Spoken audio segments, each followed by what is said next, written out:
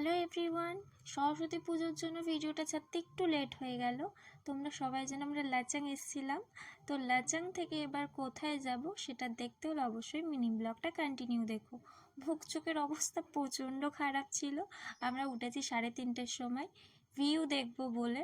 দেখো বরফে ঢাকা একটা পাহাড়, প্রথমেই রাত্রেবেলা আসার কারণে আমরা কিছুই দেখতে পাইনি, তাই ভোরবেলায় ভিউ দেখবো বলে আমরা হোটেলের বাইরে আসি। আর হোটেলের বাইরে এসে বরফ দেখে মনটা জাস্ট আলাদাই শান্তি পেয়ে গেছে। মানে লাইফের ফার্স্ট টাইম বরফ দেখার মজাটা যে কি, যারা দেখে তারাই জানে। আর আমরা সকাল সকাল ওঠার আর একটা কারণও ছিল, কারণ যেখানে আমরা যাচ্ছি সেইখানে সকালের ভিউটা অসাধারণ লাগে। দেখো তোমরা,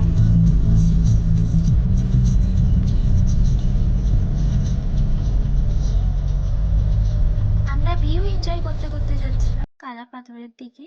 ওপর থেকে যে সরু দড়ির মতো দেখছো ওগুলো কিন্তু রাস্তায়, ওই রাস্তা দিয়ে আমরা উপরে উঠেছি আর নিচ থেকে ভিউটা এনজয় করছিলাম। সামনে বরফে ঢাকা পাহাড়টাকে দেখো।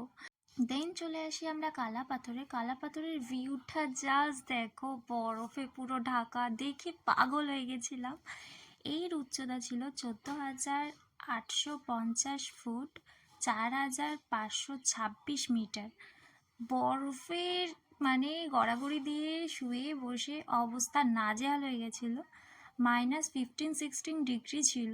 তারপর চলে যায় আমাদের সিকিমের উচ্চতম লেক গুরুদম্বার লেকে। এই তারপরের কাহিনীটা দেখো। ये एक पैकेट है लेस का, देखिए कितना फूला हुआ है। ठीक है, अब इसको फाड़ेंगे। फाड़ो तो इसको।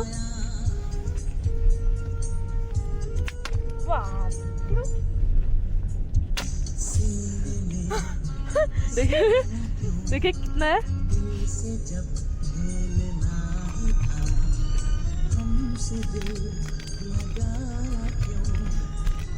ये कितना सा है, इतू सा है, सिर्फ इतू सा। কয়টুকু আছে, এটার দাম আবার 20 টাকা। মানে ওয়েস্ট বেঙ্গলের থেকে এখানে সব কিছুর প্রাইস ডবল ডবল। তারপরে আমরা ভিউ এনজয় করতে করতে চলে যাই আমাদের বিউটিফুল প্লেস, উচ্চতম প্লেস সিকিমে গুরুদম্বার লেকে। বাট আমাদের ভাগ্যটা এত খারাপ ছিল, আমরা গুরুদম্বার লেকে যেতে পারিনি, কারণ ওইদিকে এত পরিমাণে ঠান্ডা ছিল। রাস্তায় প্রচণ্ড হার্ড বরফ জমে গেছিলো।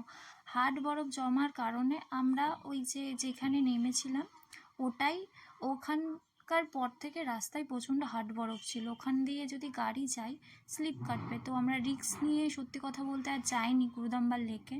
তারপর দেখো এখানটায় পুরো লাদাখ লাদাখ ফিল হচ্ছিল, এত হাওয়া দিচ্ছিল। এইটুকুনি ছিল আমার মিনি ব্লগ। কেমন লেগেছে অতি অবশ্যই কমেন্টে জানিও। নেক্সট পার্ট আমরা কোথায় যাচ্ছি অবশ্যই দেখো। এখন সবাইকে বাই বাই।